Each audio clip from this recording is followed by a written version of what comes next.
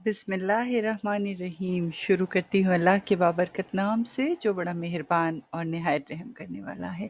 आप सबकी खिदमत में मेरा अस्सलाम वालेकुम और वेलकम हो गया हमारे चैनल और आग पर। कससुल अंबिया के सिलसिले में हम आज एक और नबी का ज़िक्र करेंगे जिनका नाम है हज़रत यूशा बिन नून अलैहिस्सलाम। हज़रत यूशा बिन नून अलैहिस्सलाम 1350 क़ब्ल मसीह मिस्र में पैदा हुए और इन दिनों वहाँ फ़िरौन की हुकूमत हुआ करती थी। आप बनी इसराइल से थे और हज़रत मूसा अलैहिस्सलाम के खादिम ख़ास थे। चुनांचे उनकी हयात तैयबा में अक्सर वाक़यात में आपका ज़िक्र मिलेगा।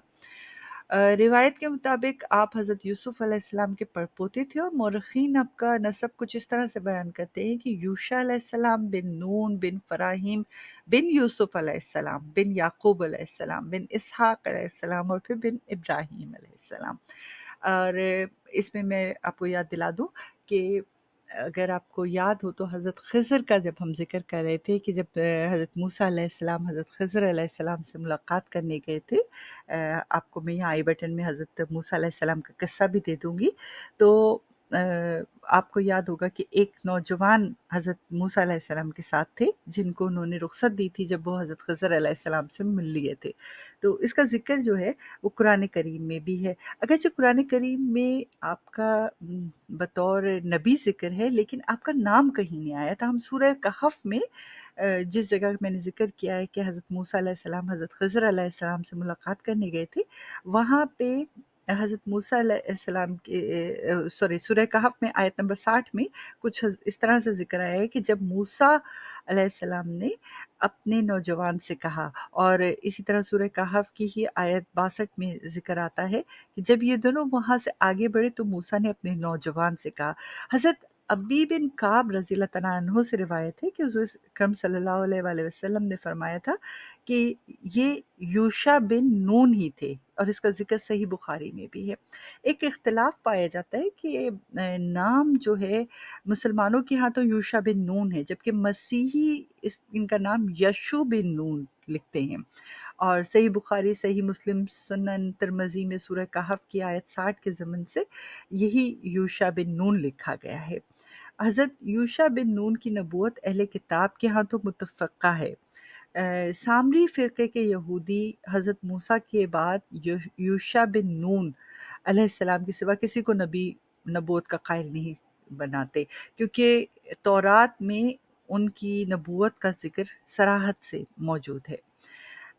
हज़रत मूसा अलैहिस्सलाम को जब अल्लाह ताला ने हुक्म दिया बैतुल मुक़द्दस की आज़ाद करवाने के लिए, कौम अमालका से जहाद करने के लिए, तो बनी इसराइल ने लड़ने से इनकार कर दिया था। याद होगा आपको, मैं फिर दोबारा ज़िक्र कर रही हूँ, हज़रत मूसा अलैहिस्सलाम के किस्से का ज़रूर सुनिएगा। और उन्होंने ये कहा था कि तुम और तुम्हारा परवरदिगार लड़े तो हम यहीं बैठे हैं।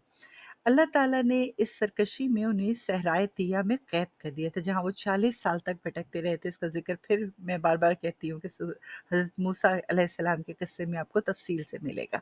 अच्छा, जब उनको सराय तिया में कैद किया गया था, तो हज़रत मूसा अलैहिस्सलाम और हज़रत हारून अलैहिस्सलाम के साथ-साथ हज़रत यूशा बिन नून भी उनके साथ थे।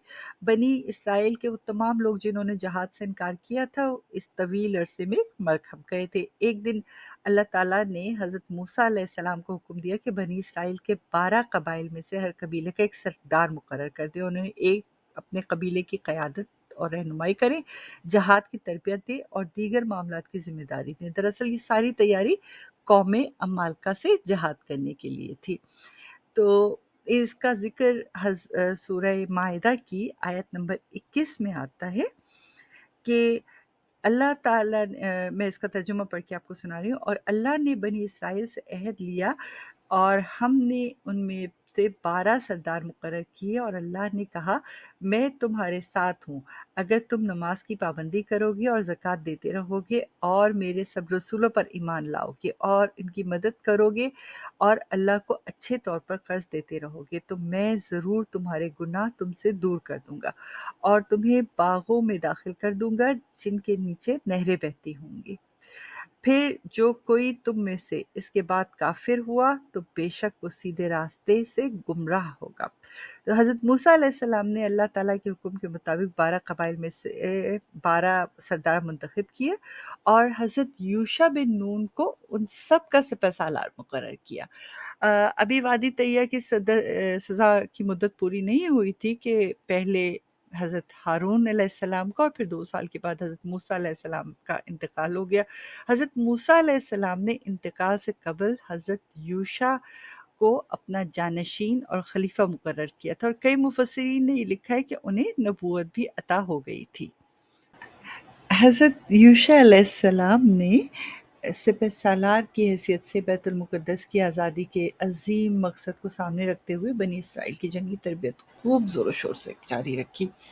بنی اسرائیل کو وادی طیہ میں اللہ تعالیٰ کی جانب سے من و سلوہ مل رہا تھا، ان کی کوئی معاشی سرگرمی تو تھی نہیں، سو انہوں نے اپنا زیادہ تر وقت فن حرب کو سیکھنے میں لگا دیا اور جلد ہی جنگی داؤ پیش کے بہت ماہر ہو گئے۔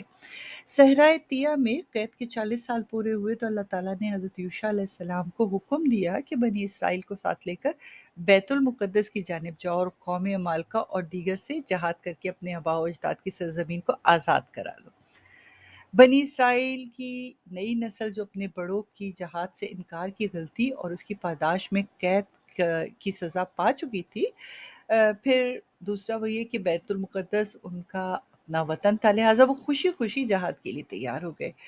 اب تصور کیجئے کہ جس وقت حضرت یعقوب اپنے 11 بچوں کے ساتھ کنعان سے ہجرت کر کے حضرت یوسف علیہ السلام کے پاس مصر آئے تھے، تو اس وقت ان کے خاندان کے 70 اور کہیں 80 افراد لکھا ہے موجود تھے، اور اب بنی اسرائیل لاکھوں کی تعداد میں حضرت یوسف کے پڑپوتے حضرت یوشع علیہ السلام کی قیادت میں اپنے آباء و اجداد کی سرزمین کو مشرک اقوام سے آزاد کرانے کے لیے جا رہی تھی۔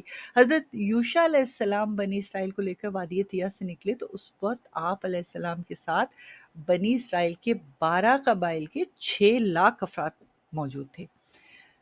حضرت یوشع علیہ السلام نے ان سب کے ساتھ نہر اردن پار کی اور اریحا کے مقام پر پہنچ گئے، جو سب سے بلند اور مضبوط فصیلوں والا قلعہ تھا۔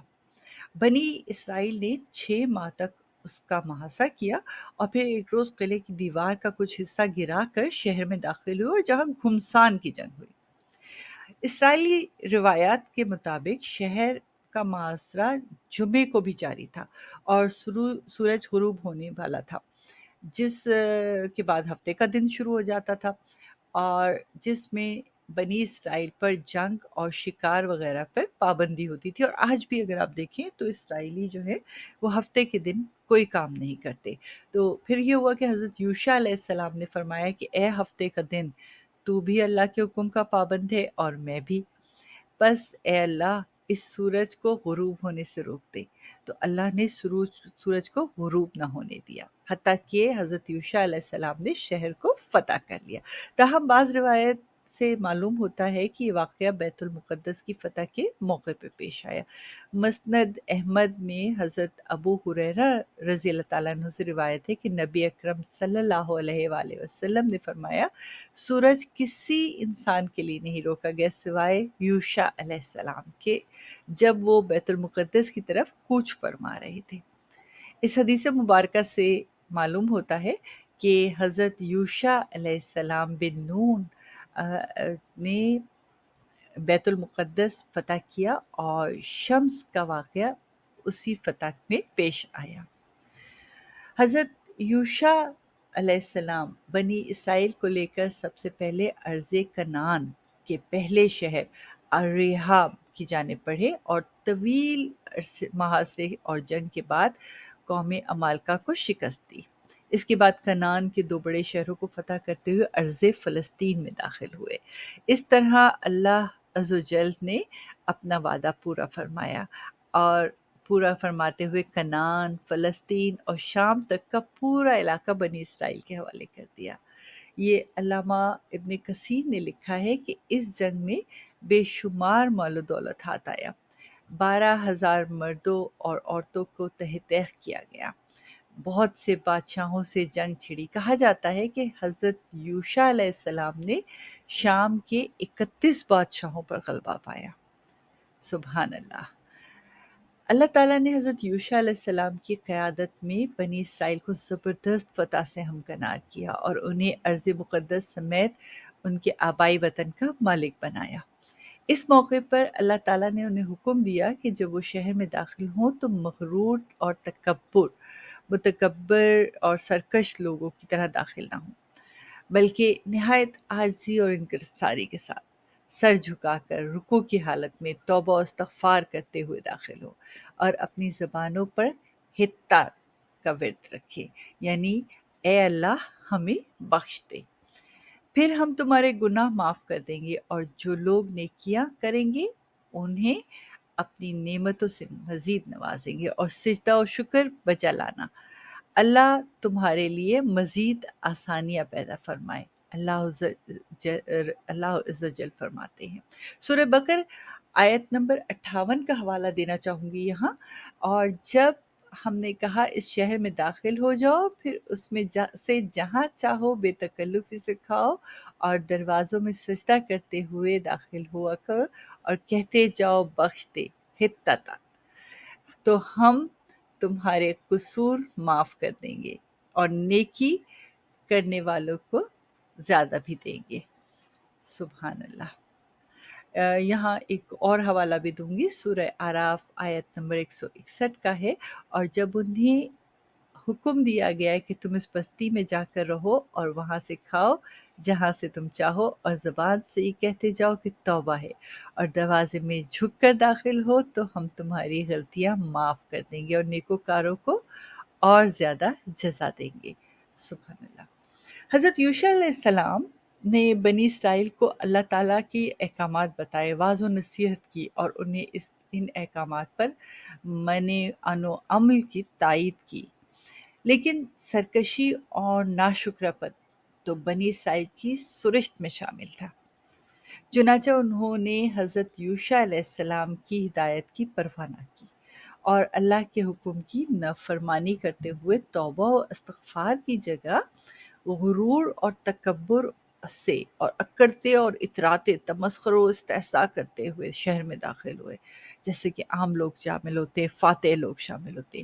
بنی اسرائیل کا ناشکراپن، غرور اور نحوت، سرکشی، بغاوت اور نافرمانی ایک بار پھر اللہ تعالیٰ کی ناراضگی کا سبب بنی اور ان پر عذاب نازل ہوا۔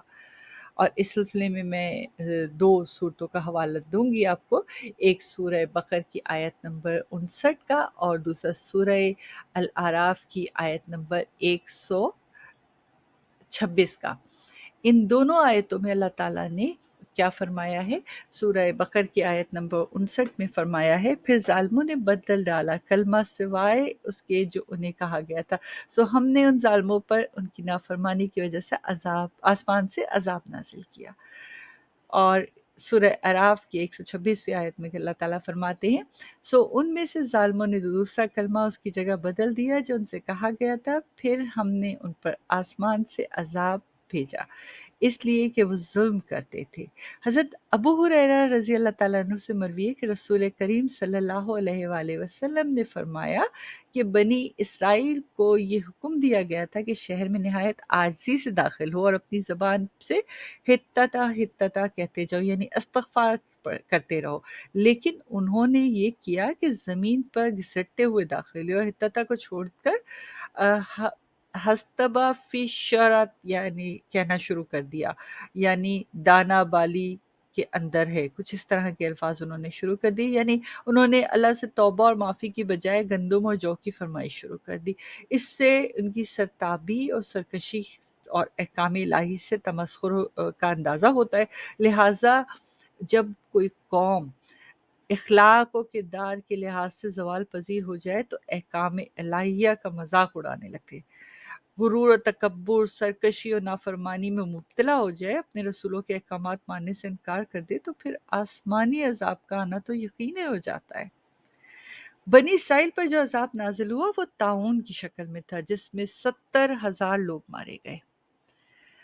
اور حضرت اسامہ بن زید رضی اللہ تعالیٰ عنہ سے روایت ہے کہ نبی اکرم صلی اللہ علیہ وآلہ وسلم نے فرمایا کہ طاعون اس رجز اور عذاب کا حصہ ہے جو تم سے پہلے بعض لوگوں پر نازل ہوا، تمہاری موجودگی میں کسی جگہ طاعون پھیل جائے تو وہاں سے مت نکلو، اور اگر کسی اور علاقے کی بابت تمہیں معلوم ہو کہ وہاں طاعون ہے تو وہاں سے مت جاؤ۔ ان میں سے ایک جماعت میں جو حضرت یوشع علیہ السلام کی ہدایت پر عمل پیرا رہی وہ تو طاعون سے محفوظ رہی۔ یہ بڑی اہم بات ہے طاعون کے سلسلے میں۔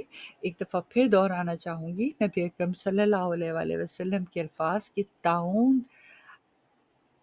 اس رجز و عذاب کا حصہ ہے جو تم سے پہلے بعض لوگوں پر نازل ہوا۔ تمہاری موجودگی میں کسی جگہ طاعون پھیل جائے تو وہاں سے مت نکلو، اور اگر کسی اور علاقے کی بابت تمہیں معلوم ہو کہ وہاں طاعون ہے تو وہاں مت جاؤ۔ یہاں میں ذکر کرنا چاہوں گی تابوت سکینہ کا بھی، کہ مورخین نے تورات کے حوالے سے لکھا ہے کہ جب نبی بنی اسرائیل حضرت یوشع بن نون علیہ السلام کی قیادت میں وادی طیہ سے اپنے آباء و اجداد کی سرزمین کو مشرکین سے آزاد کروانے کے لیے نکلے تو ان کے ساتھ ایک مقدس صندوق تھا جس میں حضرت موسیٰ علیہ السلام کا پیرہن، عصا، حضرت ہارون علیہ السلام کے کپڑے، دیگر انبیاء علیہ السلام کی تبرکات، تورات کا اصل نسخہ اور دیگر مقدس و متبرک اشیاء موجود تھیں۔ نیز ان میں من کا مربان بھی تھا، اور کیونکہ اللہ تعالیٰ نے انہیں حکم دیا کہ من کو اپنی آئندہ نسلوں کے لیے محفوظ کر لو تاکہ وہ دیکھ سکیں کہ بنی اسرائیل کو کیسے کیسے انعام و اکرام سے نوازا گیا تھا۔ اسرائیلیوں کو کی نظر میں یہ صندوق اہم ورثہ اور بہت برکت کی چیز ہے، چنانچہ وہ سفر اور جنگ میں ہمیشہ اسے اپنے ساتھ رکھتے تھے۔ صندوق کو تابوت سکینہ کہتے تھے کہنے کی، اور اس کو یہ کہنے کی کئی وجوہات ہیں۔ ایک تو یہ کہ یہ لکڑی کا صندوق ہے، تابوت کا لفظ عام طور پر اسی کے لیے استعمال کیا جاتا ہے، خاص طور پر اس میں ایسی چیزیں بھی رکھی ہیں جس کا تعلق انتقال کر جانے والوں میں سے تھا، تو ایسے صندوق کو تابوت کا کہہ دیا جاتا ہے۔ تو سکینہ کہنے کی وجہ یہ ہے کہ اس میں رکھی گئی متبرک اشیاء سے قلب و جان کی سکونیت یعنی اطمینان حاصل ہوتا ہے، تو اس لیے اس کو تابوت سکینہ کہا گیا ہے، یعنی ایسا صندوق جس سے ایک طرح سے آپ کو اطمینان نصیب ہو۔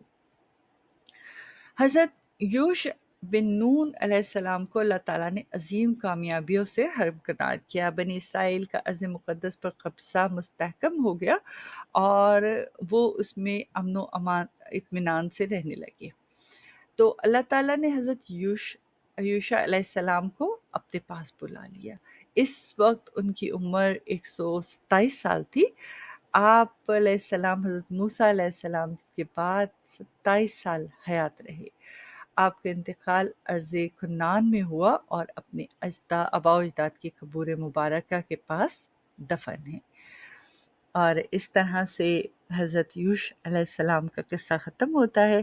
امید کرتی ہوں کہ آپ کو ایک دفعہ پھر کچھ انفارمیشن مہیا کرنے میں کامیاب ہوئی ہوں گی۔ آپ سے التماس ہے کہ اگر آپ کو میری کاوشیں پسند آتی ہیں تو ہمارے چینل کو سبسکرائب ضرور کیا کیجیے اور ہمیں تھمس اپ ضرور دیا کیجیے، اس سے ہمارا حوصلہ بڑھتا ہے۔ اپنا بہت سارا خیال رکھیے گا، دعاؤں میں یاد رکھیے گا۔ زندگی رہی تو پھر ملاقات ہوگی۔ اللہ حافظ۔